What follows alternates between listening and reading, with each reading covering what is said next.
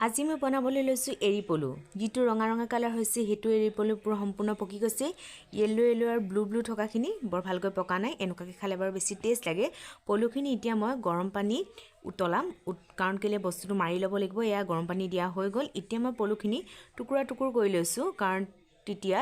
মানে তেলটো পলুৰ ভিতৰলৈকে সোমাই যায় কেৰাহীত তেল গৰম কৰি পিঁয়াজ দি দিছোঁ পিঁয়াজ অকমান সৰহকৈ দিব আৰু লগতে দি দিছোঁ জলকীয়াকেইটা আপোনালোকে মাজে মাজে ফালি দিব পিঁয়াজখিনি অকণমান ৰঙচুৱা হ'লত দি দিছোঁ হালধি আৰু নিমখ হালধি আৰু নিমখখিনি অকণমান ভাজি লৈছোঁ এতিয়াই মই ইয়াতে দি দিম এৰি পলুখিনিও সিজিবলৈ বৰ বেছি টাইম নালাগে মাত্ৰ 10 মিনিট সময়ৰ ভিতৰতে এৰি পলু হৈ যাব আৰু এৰি পলুখিনি ভাজোতে আপোনালোকে এটা কথা মনত ৰাখিব গেছৰ ফ্লেমটো সদায় মিডিয়ামত ৰাখিব হাই নকৰিব কাৰণ এৰি পলুটো পটককৈ কেৰাহীত লাগি যোৱাৰ সম্ভাৱনাটো খুব বেছি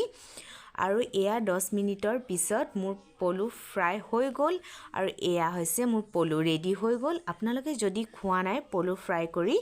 এবাৰ খাই চাব এনে ধৰণে থেংক ইউ